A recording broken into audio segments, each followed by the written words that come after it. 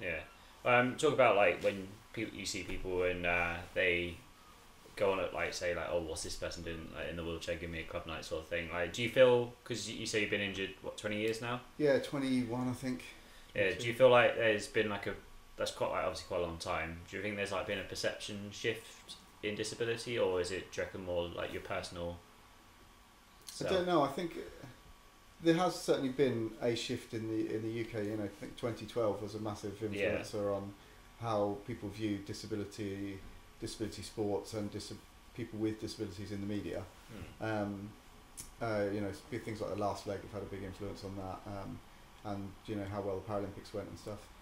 I think also you set the tone by your own sort of actions and how you come across to people as well. So if you meet someone for the first time and you get on with talking about, you know, the business that you're running or what you're doing or what you can provide for them, they might still be a little bit unsure at the start, but when you carry it through and you can show, you know, you talk about the other stuff and you get on with it, then people will sort of realise that you're serious in that way, and that, just you know, not be so concerned about the disability side of it. Yeah, I think that's like a key thing to be, is like how you present yourself to the world. If you're there like shy and in yourself, and then they think like they just see the disability, but if you're more outgoing and show who you really are as a person, that's who they see more. Yeah, I think so. Yeah, it helps obviously that you are quite an outgoing person. Yeah. And that, like, say the first time I met you, I don't know, it was at the Stoke Mandeville Games, and it like, you're just everywhere. I think like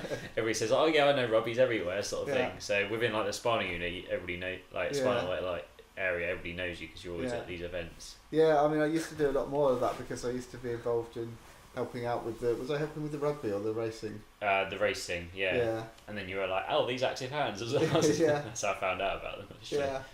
Yeah, so I used to do a lot more of that stuff. It's a bit difficult time wise now. I've got a family. I can't really go away and do all these things so much now. But I did used to really enjoy that sort of thing and getting out there. And I remember for when I was in hospital myself, the things that influenced me most were when you see someone who's had an injury come back into the spinal unit, maybe to have a little procedure done or something, you know, and they're there for a few days, and you're sort of, you know, grilling them for, you know, what's life like on the outside. It's like being a prisoner in some ways, isn't it? Yeah, that's a big shift. Say I got quite a lot of, you know, I got more information from those people than I've ever got from any doctors or nurses or physios now, because they know what it's like living on the outside, as you call it. And it is different, you know, if you're someone who's sitting in hospital now, listen to this, you know, it is a daunting environment to go out into, and the spinal unit or wherever you're at is set up for you. The floors are flat, there's no big curbs, and it's cold, it's warm, you know, everything's set up, you've got accessible showers and all the rest of it. It's like the spinal equivalent of a padded room. Yeah, and it's not like that out in the real world. No.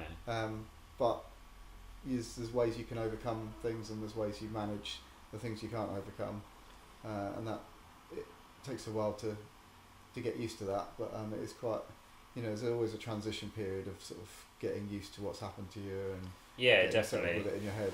Yeah, because you don't really know what's, you know what's happening in hospital, you don't know what's happening out there. So whenever I'm back at the spinal unit, I always try and talk to a few people if I see them around, say hello, you know. Yeah, me too. You know, like ask them about what's happening in their day and all that sort of thing. I think it's really important to sort of be there for those people, and there are some great schemes out there like Backup do mentoring schemes, and we've talked a lot about Backup. I mean, they are a great charity, and both of us were involved very much at the start, and they do some really fantastic work, and like their mentoring scheme has said, my friend Sam's just started being a mentor for them, and I know some other people that have done it in the past, and you know, they go into the spinal units as well and go and talk to people, or you know, will phone you up and ask how it's going and all this sort of thing. And you know, for some people they might not need that, but there's quite a few people that do need it, and that's it's really cool that there's something out there for and it. I did feel very encouraged by them in the first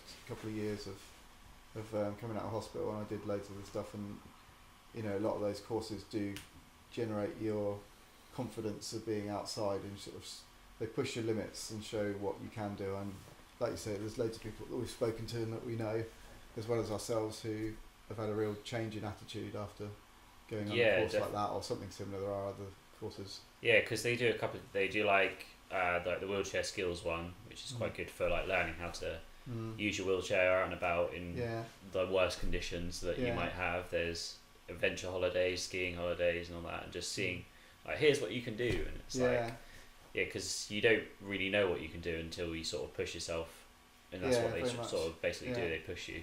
Yeah, and it's good for learning as well. I did I became a wheelchair skills trainer. So you go on a course and they teach you how to do it all, you know, as well as you can, and then you learn how to teach other people as well. And that was a really good, way of learning and then passing that on.